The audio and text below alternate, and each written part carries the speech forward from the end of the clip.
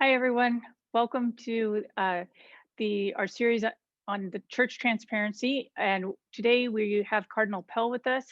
We're joined by Father Robert Gahl also, and we will get started in just a moment. It's exciting to me. I think this is one of our most challenging topics in the entire series.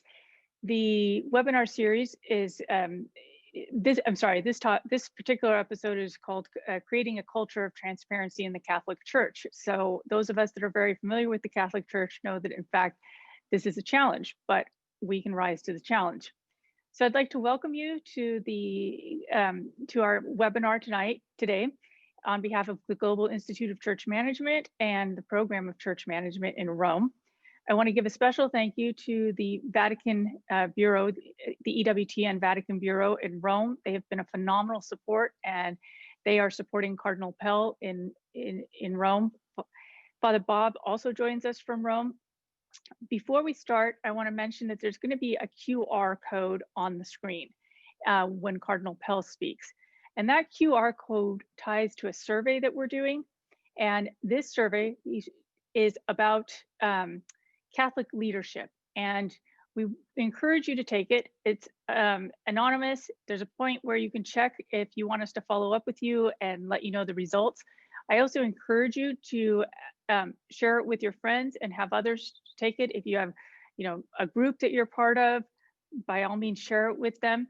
We will be sending it out immediately after the webinar. So if you have a problem downloading it, don't worry. You will still be able to do the survey, and it will be done right after.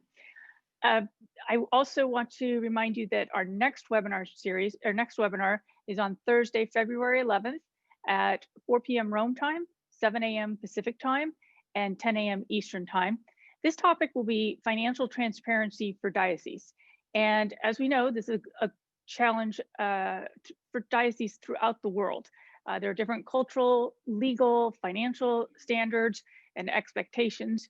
We have confirmed two of our panelists, one, Jim Lundholm Eads from Leadership Roundtable, and the second will be Father Christian Mendoza of the Program of Church Management in Rome. We have a third guest, very special, that we're working to confirm, so I can't yet give you that, but we'll post that as soon as it's public. In the meantime, you can sign up for those webinars on our website at GICM.org. To all of our participants, as you know, if you've attended these webinars in the past, there's a Q&A option. And if you look at the bottom of your screen to the right, there is a Q&A option. You can load your questions in there, and we will be able to do some Q&A at the end of the initial dialogue with Father Bob, His Eminence, and myself. So without further ado, I'd like to pass it over to Father Bob. Father Bob Gahl is a professor of ethics at the University of the Holy Cross in Rome, Santa Croce. And he's also the vice chair of the Program of Church Management. And so with that, I turn it over to you, Father. Thank you. Thank you very much, Pia. It's really a pleasure to be able to have Cardinal Pell with us in order to express his wisdom and experience regarding the challenging topic that we have today regarding transparency in the church and really effecting a cultural change in the church around the world. We're so grateful to His Eminence here at the Pontifical University of the Holy Cross, or Santa Croce. And that's, I'm located at one of our sites here in Rome, actually in a basement library that's connected to the Pontifical University of the Holy Cross. We're so grateful to His Eminence, Cardinal Pell, because the Program of Church Management wouldn't exist if it were not for his prodding us. It was really an imperative. And as you know, the Cardinal is a large man, and he's tall and he's strong. I think he's also proven himself to be filled with moral courage. And it's one of the reasons why one tends to obey him when one is asked to do something. So it's my colleague, Monsignor Martin Schlag, who's the chair of the Program of Church Management, with whom Cardinal Pell spoke. I think it was 5 years ago, but actually, things have moved so quickly that Cardinal Pell envisioned this program as a way of effecting cultural change in the Catholic Church, as a way in order to bring in best business practices, the practices of best management style into the running of church organizations. How to do that with a program in Rome that would be able to offer that kind of formation to leaders in the church from around the world. And that's our effort. So Cardinal Pell was involved with starting, even before we began the program of church management, we began what we call iBlack, the International Business Leaders Advisory Council. And this is a group of just really generous and brilliant, very experienced business people from many from the United States, but it's really from around the world, who gave us advice regarding how to incorporate those best business practices into the church life. And they're all committed Catholics who are really dedicated to seeing those practices effected in the church. So we appointed the Cardinal the founding president of the International Business Leaders Advisory Council. And we're very proud to have his leadership and his guidance. And we're blessed to have him now back in Rome. As you all know, is less than a year ago that he was acquitted by the High Court of Australia for all of those terrible charges that were against him. And we're so grateful for Your Eminence for your struggle, your personal struggle. It was a real example for the world and for the church of the courage in order that the truth might win out. And in particular, as I read your prison journal, volume #1, which just before Christmas came out, I'm struck by one of the reasons why you wanted to defend your good name, your reputation. It wasn't just for yourself, it was for the church, but it was also, you comment, for the sake of the victims of sexual abuse. Because as you comment, what they need most of all is also the truth regarding those terrible crimes. And you've, in addition to fighting for financial clarity and professionalism in the church, you've been also promoting justice in the church and promoting also a safe environment for young people.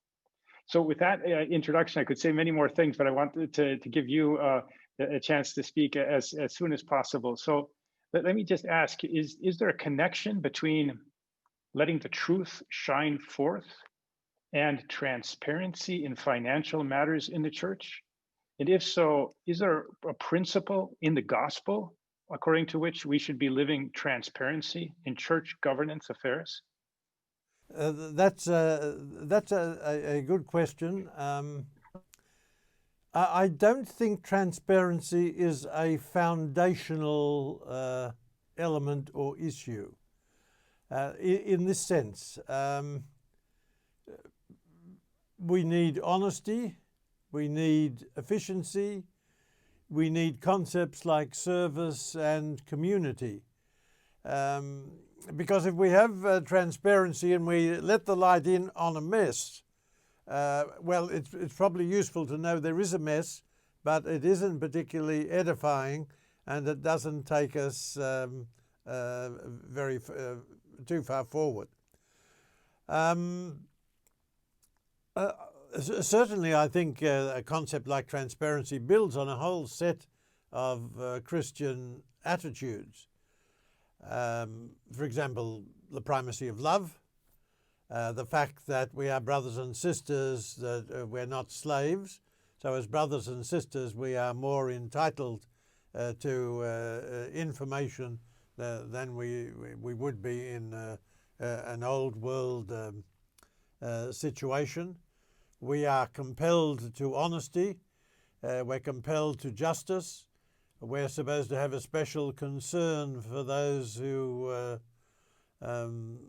suffer the most. And I'm glad that you mentioned what I had done, because for the victims of pedophilia, because in 1996 we introduced in Australia both Towards Healing and the Melbourne response that I was directly responsible for. That's about 6 years before Spotlight, before the troubles in Boston. So we really did get going, and while it wasn't perfect, it was a substantial reform. And obviously in that area, perhaps even more than in the area of money, there is a requirement of transparency. Your Eminence, you have a DPhil in church history from University of Oxford, and you've observed from the inside how the Vatican works. And so you also have historical perspective with respect to church governance from the top down, from the Vatican to the Archdiocese of Sydney, of course, Melbourne, Caritas in Australia, and all the great work that they do throughout much of Oceania. Pope Francis mentioned, I think while you were the prefect of the Secretariat for the Economy in his Christmas address, he said that trying to perform an effective reform in Rome is like trying to clean the Egyptian Sphinx with a toothbrush. Could you comment what it was like being an Australian, someone who may be used to a different kind of political system?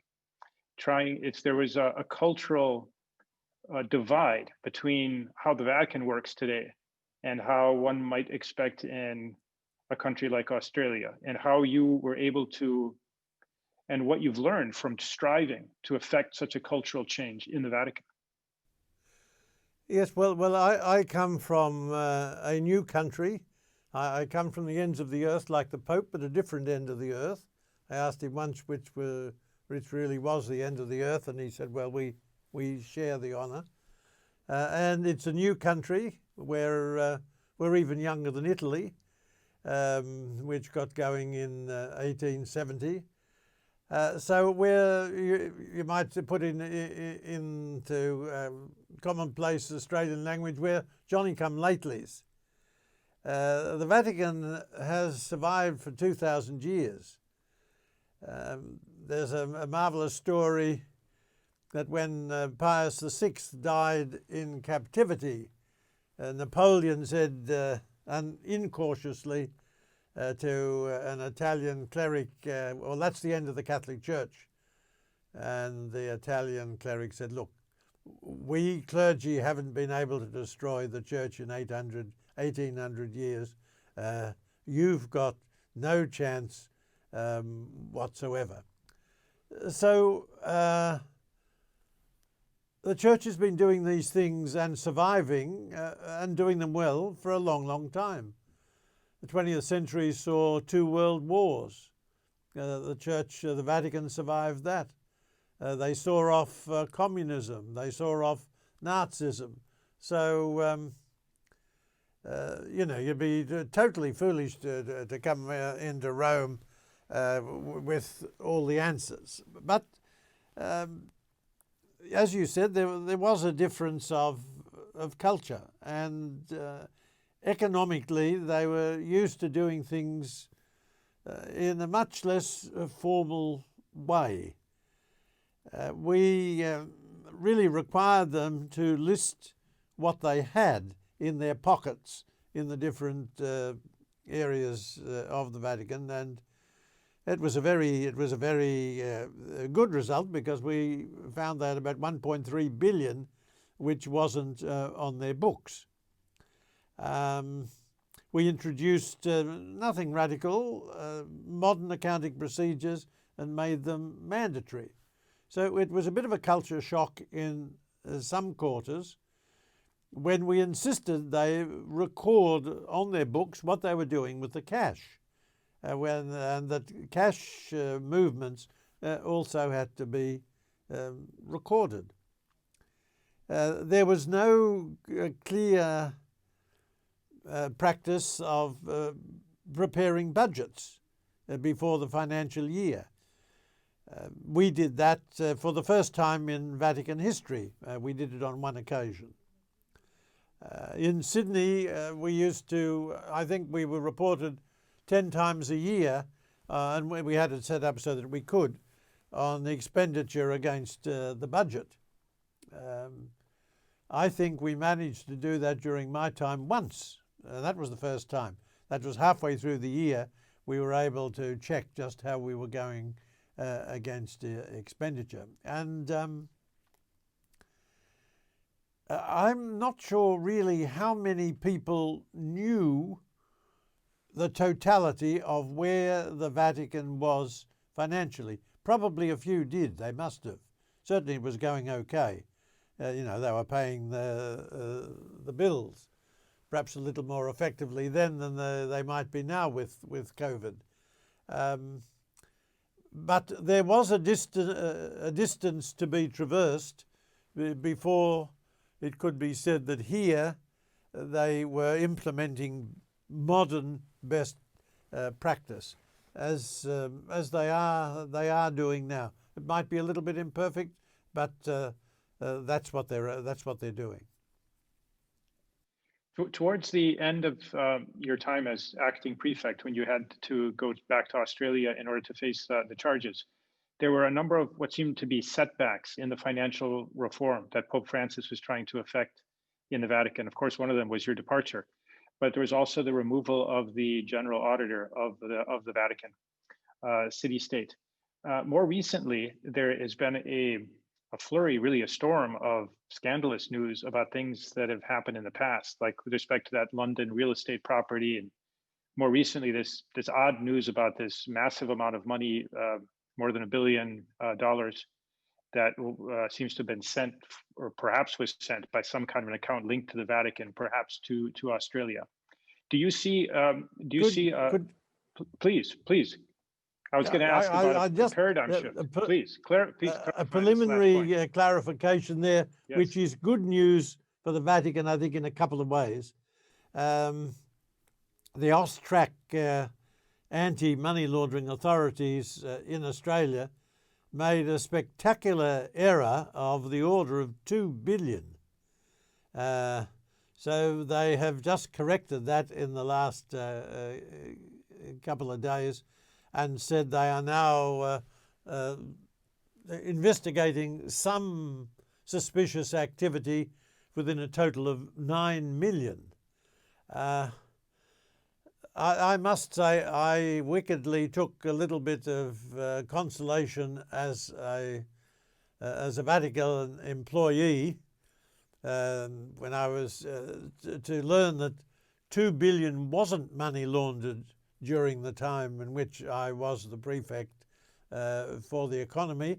And I also, Schadenfreude, rejoicing in the misfortune of others, which is not recommended for us Christians. It became very, very clear that there's inefficiency not just in the Vatican, but also in the English-speaking world, where we vaunt our financial capacity and our honesty. And since we're talking about transparency, it looks as though over the last few years there have been massive fines in the Australian courts. It looks as though Australia, and to some extent possibly New Zealand, have been a little bit wobbly and weak in their vigilance over money laundering. But that's for them to ascertain to what extent that is true. But all is not well there. And the present Vatican authorities were quite rightfully resistant and rather displeased by the accusation that $2 billion went through in that time, sponsored by an organisation with an annual budget of between 300 and 350 million. So that's the initial clarification that I wanted to introduce. Yes, thank you. And I think that's really significant, because it's indicative of the progress, perhaps, or some progress in the Vatican, that there was actually, we've received a response to that accusation, and that response really helps to clear things up. And it shows that the Vatican is not hiding the financial operation. So, I mean, really, the point of my question was whether or not there is if we're in the midst of a paradigm shift in the Vatican brought about by Pope Francis and your efforts, to what extent do you see the Pope's recent motu proprio, just approved just before Christmas, that is affecting this shift of funds from the oversight of the Secretary of State to the APSA? And it seems like it is a way of increasing oversight and a kind of division of powers of authorities with respect, so that there is an outside observer looking after how one group is making their expenditures. Do you see that as progress in the Vatican? And do you yeah, see it, and do you see that as? There's no doubt that if it's implemented appropriately and well, it represents massive progress. You mentioned briefly the departure of Libero Maloney, who was a very efficient, very competent and upright auditor. And you also, I'm not sure whether you did mention the discontinuance of the external audit by PricewaterhouseCoopers. Now, both of those were, I suppose, disasters. A good deal of the present troubles, especially the London troubles, they might even have been prevented. They certainly would have been recognised earlier. So I had said when I was in the job that it was a secondary issue about who was controlling sections of the money, although it had to be coordinated or should have been. What was really important was that it was managed well, that money wasn't wasted, that we were getting a good return on our investments.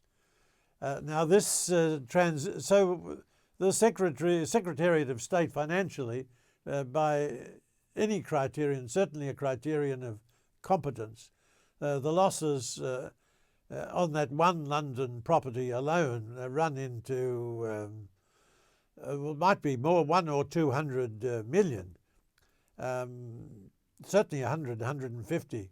I mean, that's very, very significant. The Vatican is not a big operation by world standards. So this centralisation with APSA, it depends how it faithfully and competently it's done, that it's directly under the supervision and ultimately control, that the Secretariat for the Economy has got to have effective power to stop things when they need to be stopped. There's no point in having a Secretariat for the Economy who is just a commentator, and the Secretariat has that power. What will be vitally important is that the Pope's plan to set up a single board of highly competent and expert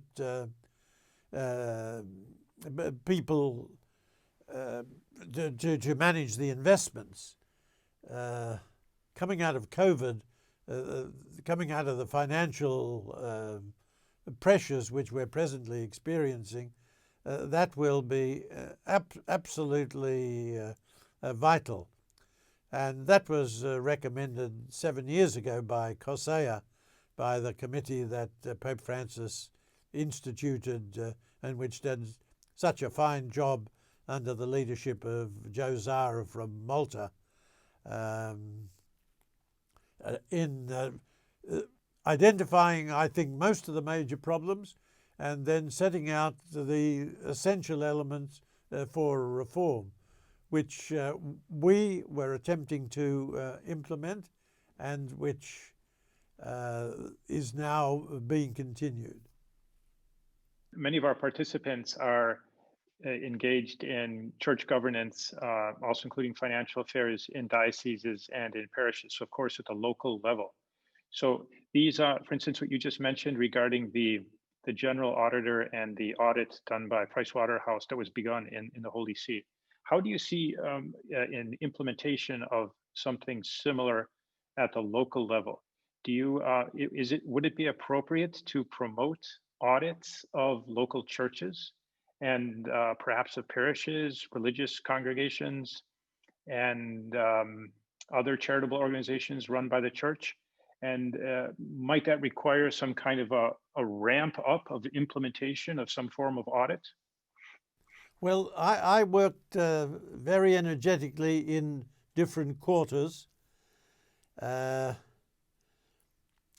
with the bishops in the diocese and bishops in missionary dioceses, to have sent out to them a recommendation that when there is a change of leadership, there's a new provincial, a new bishop come in, that an audit of some sort be performed so that the new person coming into office would have an accurate idea of just where they were financially. Now, that was lost in either the mists or the shallows, I'm not quite sure, but it didn't get anywhere. But I still think it's basically a good idea. What was clear is that in different parts of the world, the situations are so fantastically different that, I mean, in many parts, the parishes or the dioceses couldn't afford the price of an international firm doing an audit. In some countries, they were very insistent that it would have to be a Catholic group that did the audit. And you know, a region of bishops could set up an auditing group which would have a look at the diocese or the parishes. I think that is a basic issue of transparency. I think that it's something that can be done, would be done in quite different ways, but I am still enthusiastic for the general idea, and I really encourage it. If something is badly wrong, it's good to know about it. It can make life very difficult in the short term, but it's much better than having it going on and on and on and on, and the losses multiplying. And if things have basically gone well, then that's a reason for thanks and gratitude.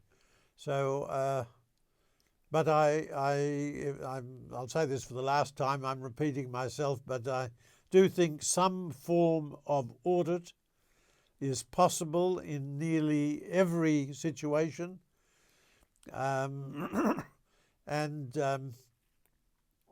Whether we call it accountability or whether we call it transparency, there are different levels of interest and education amongst the lay people wanting to know about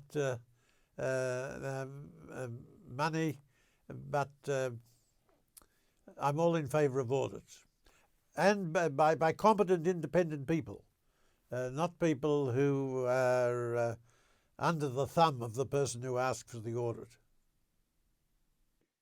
Thank you, Your Eminence. One practical item that I forgot to mention at the beginning during the introduction is that there is a question and answer box at the bottom of your screen, and so all of the participants, you can send in questions, because we will of course have a question and answer Q&A session towards the conclusion of this webinar. We still have about 15 minutes left of this this back and forth with the Cardinal, and I just wanted to continue this idea of the reforms that Pope Francis has effected in the Holy See, and especially this recent motu proprio.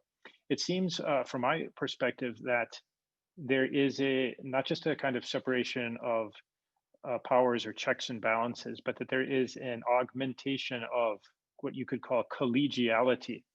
In fact, one of our recent webinars focused on collegiality. So this idea that within the Church, as the same is true in civil affairs, it's better not to have one person making decisions. Well, that even St. Thomas Aquinas says that the best form of government would be a all-powerful monarch, so long as he's a saint, but that's unlikely, and therefore it's better to have a mixed form of government, because very bad form of government is an all-powerful monarch who's corrupt and he's a tyrant. And unfortunately, we have seen such terrible corruption in the Church, and certainly at the diocesan level. So I ask you, given your experience in the diocese as an archbishop, do you think that archbishops should be, bishops should be in making it such through even canonical decrees that their authority of jurisdiction and governance be somehow more collegial? Would you see that there are paths for them to do so, also with respect to financial affairs, so they cannot make an expense, for instance, on their own, but they would have to agree to do so through a governing board of some sort, perhaps of which they are the head? Thank you. Well, I'm afraid that you're talking to a monarchist. I very much believe, and the church, certainly we are committed to synodality, to communio. We're totally opposed to the arbitrary exercise of power. But what distinguishes us, say, from the Orthodox or the Anglican Church is not only the direct capacity of the Holy Father to intervene and to do things, but that the bishops are able to do that in their diocese. Now, I'm very much in favour of that, but let me immediately place some limits. The United States, the Constitution is very good there with the balancing up of different powers. Every diocese had to have a finance council. It has to be consulted. Now, I was quite prepared once in a blue moon to go alone on faith and morals if I felt that by doing so I had to do so to defend the apostolic tradition. I was a servant of the tradition. I'm not just master. But with finance, I assured the Finance Council that I would never act against their majority recommendation. I faithfully kept to that, and I had some wonderful people on that. The chap who'd been Deputy Governor of the Reserve Bank in Australia, another fellow, a very good friend of mine, very successful businessman. Because another dimension, especially for big dioceses, where through hard work across many generations, they've established something of a patrimony, it is enormously important that that is not wasted. It's not blown, that we don't have too many repetitions of the fiasco of the London property deal. And when, the Finance Council must know what's going on. The Investment Committee must know what's going on. So a bishop certainly shouldn't be rampaging ahead and taking decisions of any significance without putting it through his Finance Committee. And I think that is actually required by canon law. And on some issues too, the bishop has to consult his consultors. So it is good to have appropriate procedures in place, and it's essential that the bishop, although he, as I said, I'm in favour of monarchical bishops, that the bishop respects those procedures and follows them, and also that the Finance Council, the great majority of them, should be lay people. And they should be highly competent and expert. At every level, from parish to diocese to archdiocese to when I got here to Rome, I've been impressed by the number of wonderfully competent people who are prepared to give their services for nothing to the church. And we've got to be grateful to them and respect them and thank them. And, if you've got a whole body of experts, it should be very, very rare that you don't take their advice. And if once in a while you mightn't be able to, a bishop would need to have to explain in very significant sequential detail just why he wasn't doing that. That was never my situation, and I'm certainly not the slightest bit in favour of sort of having a finance committee on paper and never meeting. Nor am I in favour of having a finance committee which is full of people who don't understand money and often will boast that they don't understand money. These are recipes for damage and the occasional disaster. Well, I'm very happy, Your Eminence, that you enunciated the principle regarding church governance, that the powers are vested in the bishop, but at the same time, you went beyond the canon law in relinquishing some feature of that, because it is true that, the way I understand canon law, that the Finance Council must exist and must be consulted, but that it not necessarily be followed. I know you didn't say that it had to be followed, but you did say that you wouldn't, that you promised that you wouldn't act directly against them. And I think that does go in the direction of collegiality. And you also mentioned the involvement of lay people. I've understood correctly, right? And it's a recognition of expertise. Now, undoubtedly, I've got marginally more expertise in faith and morals than I did in finance, and certainly they knew immensely more about finance than I did. The situation might not have been exactly the same in faith and morals, but I don't regret that principle I adopted of never moving against the majority. And actually, while there were differences, obviously, on different things, how best to preserve the patrimony, but there was never a clear and massive division on any sort of financial issue. One of the hazards, of course, of that is if your finance committee doesn't understand that we're a church and that we're not a business. So that means that whatever else we're about, making a financial profit is not our first priority. And the care of the poor and the unfortunate, the sick, social services, I suppose they're our first spiritual priority, and rather than the shareholders, or rather than the bottom line financially.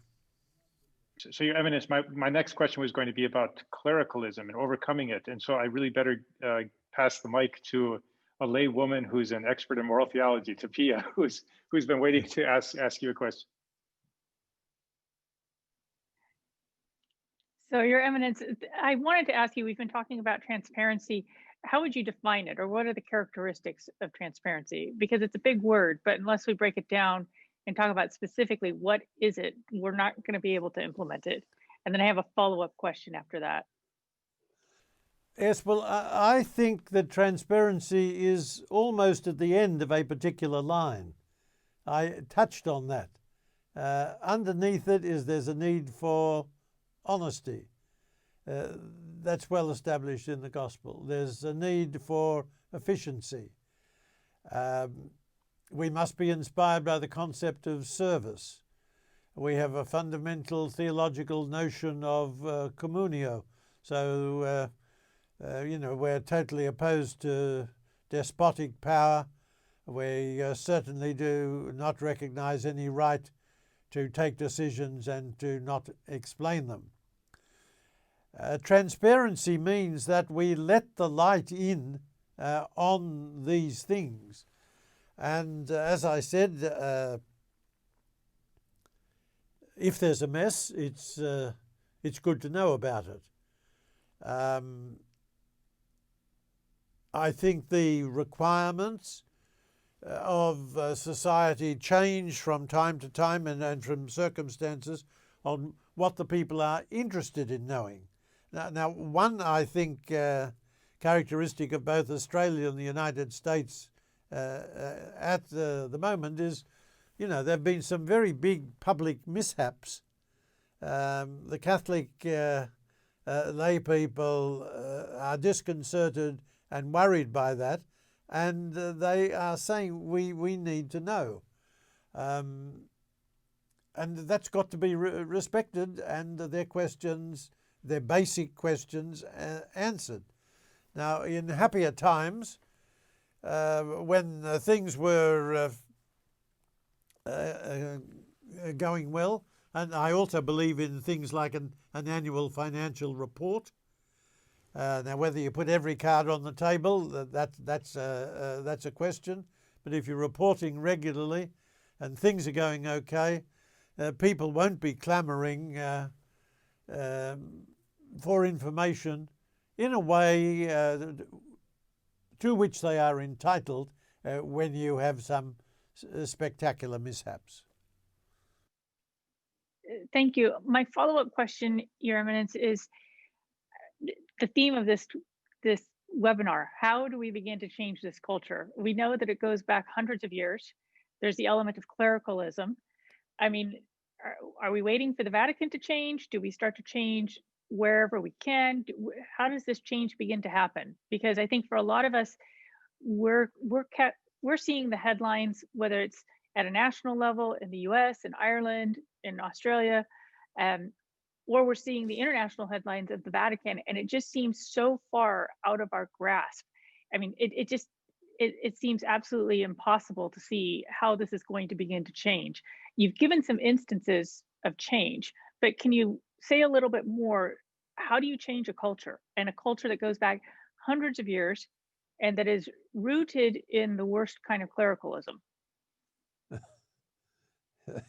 Yeah, well, that last claim is a rather large one. I qualified it. There's certainly there's no theological, sociological reason why any diocese or religious order around the world should be waiting for the Vatican to do it. And in fact, many dioceses in many parts of the world, that might be a bit of an overstatement, would be ahead of us in the Vatican in the technical way in which they organise their finances and report on them. My instinct is that in many parts of the world, the financial management is not too bad.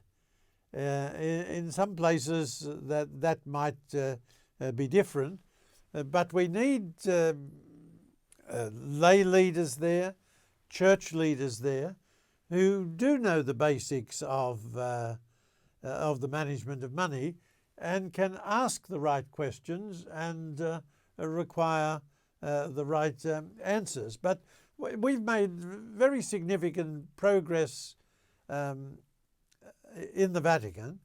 It's got to continue. I agree, the Vatican should be giving a lead. Pope Francis wants that. He is struggling to do that. He's like the head of any organisation. Just because he decides that something should happen, it doesn't automatically follow that it will. So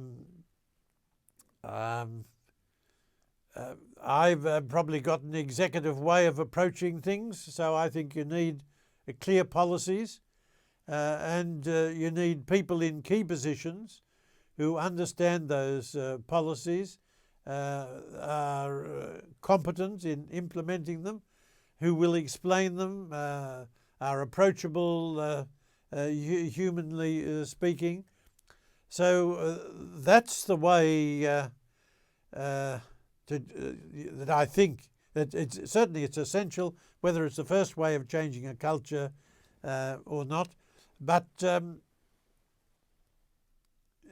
people are sensible. If they see something's working, if they see the advantages of it, the overwhelming majority of people working in the Vatican, when we explained to them what we were trying to do, they were more than happy with that. They didn't understand necessarily how to do it, and I'm sure there were a few people who were very unhappy with what we were trying to do, because there is a close connection between incompetence and being robbed. If your procedures are in place and you've got competent people who know what should be happening, it's much more difficult to be robbed. And the Catholic people are they're entitled to honesty and efficiency.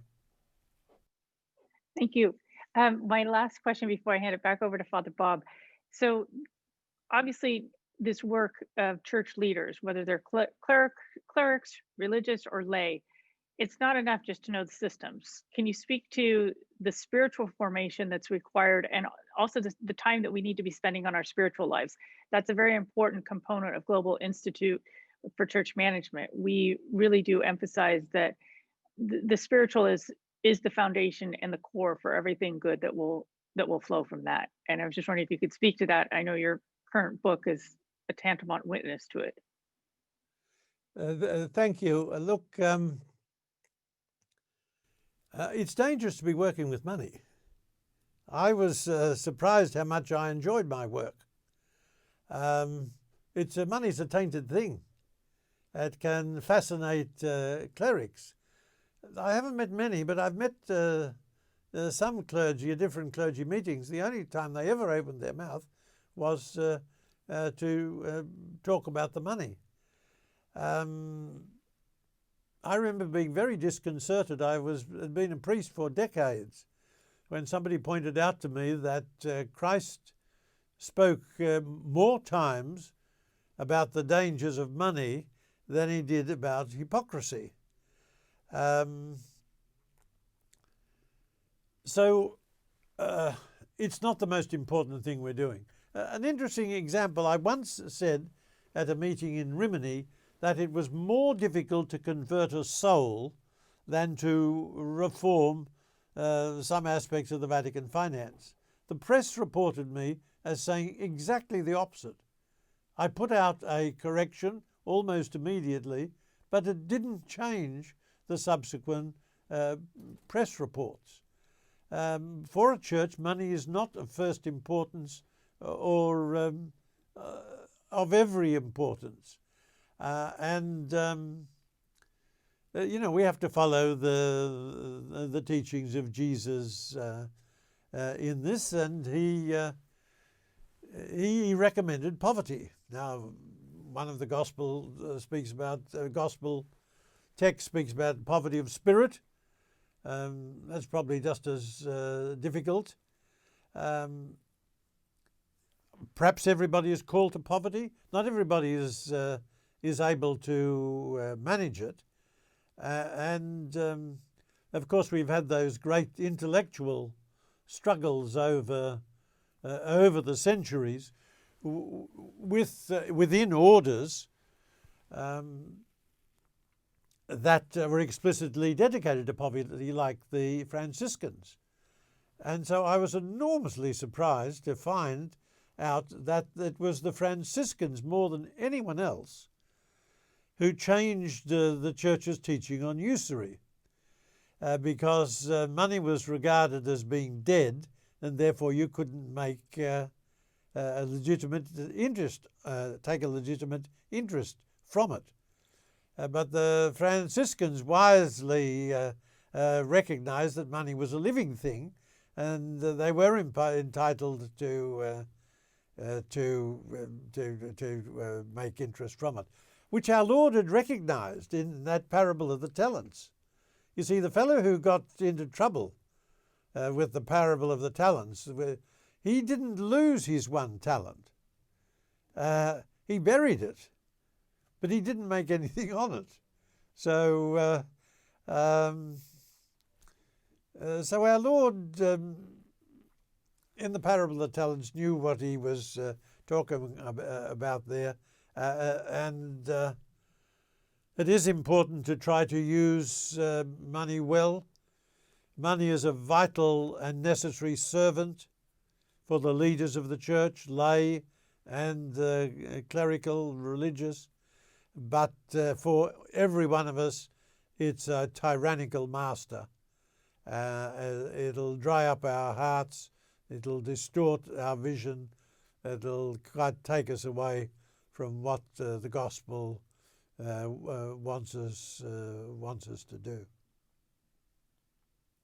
It's now time, Your Eminence, we just have a few minutes left to address some of the questions that have come in from our participants.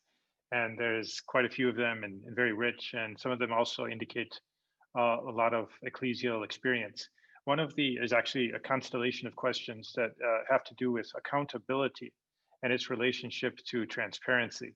And in particular, it's coming from donors who, generous contributors to the church and her activities, who are asking specifically about Peter's pence and whether or not, and to what extent, should donors hold the church hierarchy accountable by withdrawing their donations until they see the kind of response, the kind of transparency that is expected of best business practices.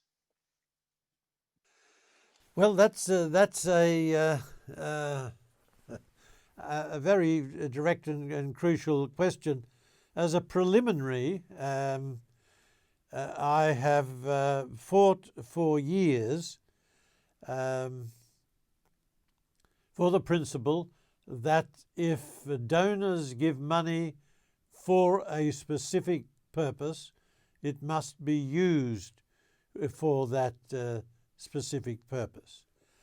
The Obolo of San Pietro, the Peter's Pence, faces a gigantic challenge. It is there, first of all, to help the poor. It was also used to help defray the running costs of the Curia. Quite some time, it might even have been back in the days of the 15 cardinals, a number of us insisted that it be included in the goals that went out to people, that some of the money was being used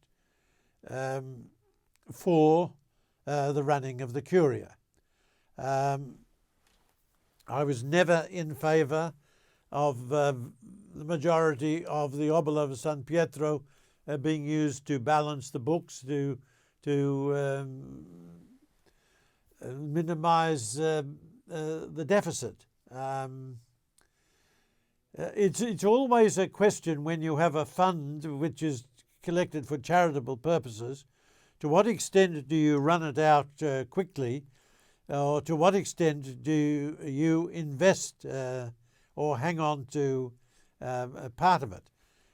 Certainly the Obolo of San Pietro should never have been, certainly never be used for speculation. I can see, well, it was announced, it's in the documentation, can be used to help cover the running costs of the papacy. I fail to see just how it can or should be used for investments. And I think it's a legitimate question to the powers that be that are in charge of those collections, simply to state clearly and briefly what it is being used for, and then to, I think, to give some sort of a report on what in fact it is used for.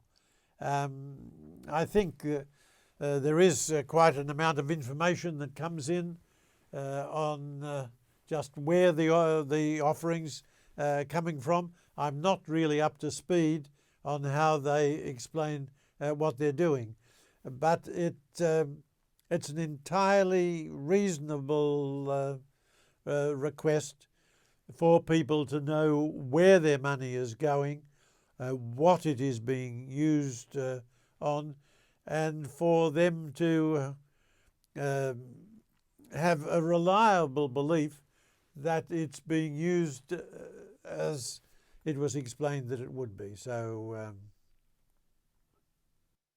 Yes, thank you, Cardinal Pell.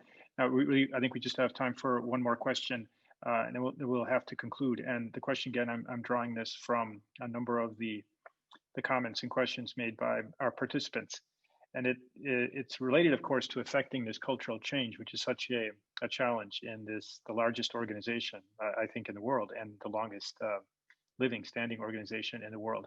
Is what can be the role of formation, both in the seminary and of ongoing formation for priests and for bishops? And how do you see that the Global Institute of Church Management and other such initiatives can contribute? Because we're working with many partners. We're trying to accelerate this change, and we're very happy when there are others in the field who are also promoting this formation. What can best be done to change the culture, both in seminary formation and ongoing formation? And really, I should mention also the laity, because it's come up also in a number of our questions, including involving women in the consultation regarding finances and church governance. So how can we affect this cultural change towards greater accountability and transparency through seminary formation, first of all? I mean, is there a place for this in seminary formation, or should it be instead more offered to priests after their ordination, after a few years of experience? And what can be done in the field across the world for ongoing formation, including for bishops? First of all, the Council for the Economy in the Vatican presides over all financial affairs. It's comprised of 8 cardinals and 7 lay people. I think 6 of the new appointees are women. All of them highly competent with professionals with a great background. So I'm very, very hopeful that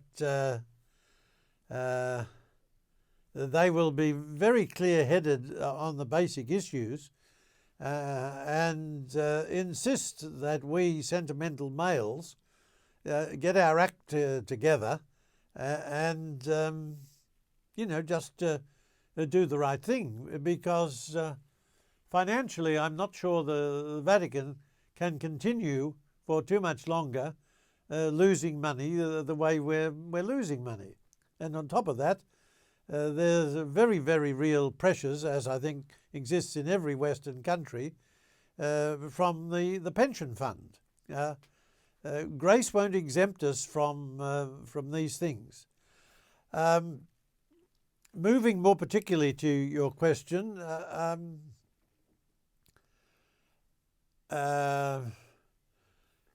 I spoke to a master's class, postgraduate at the University of St. Thomas. I think it's certainly in the States, I think it's in Houston, just a few days ago. And one of the priests asked me exactly this question about seminary formation. I think there should be something on it. Now, quite a number of our seminarians in places like Australia and the United States already have significant background in business. Many of them, perhaps most of them, don't. So I think it would be useful for them to be introduced to it at some stage, and the Archdiocese of Sydney is now doing that with the young priests. It might be a little bit, I used to be tied up with the education of Catholic teachers, and in the pre-service course, the courses in psychology were the least attractive for many of them. But when they came back for some post-service courses after some years of experience, many of them found the psychology courses most attractive, and they were very, very keen to do them. There might be something in that with the priests. It might be better early on in their priesthood, after they've faced up to some of these issues. They might be more interested then than earlier. But at some stage, I think all of them should be required to demonstrate that, like myself, they're able to see a hole in a ladder. Yes. Thank you again, Your Eminence, and we'll need to close. Just a practical matter before concluding is please all the participants, if you can register at the Global Institute of Church Management so that we can keep you up to date on our activities. And also reminder about the upcoming webinar, which is on February 11th, Financial Transparency in Dioceses. Pia already mentioned that we have an invitation out to a speaker whom we're hoping can come, but we can't reveal his name yet because he hasn't confirmed. But we really pray for that.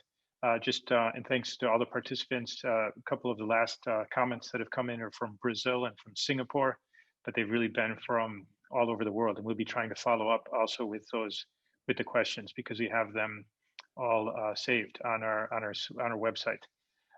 So, Your Eminence, in reading the first volume of your prison journal, like Pia, I was impressed by the importance of prayer and the importance of the sacramental life.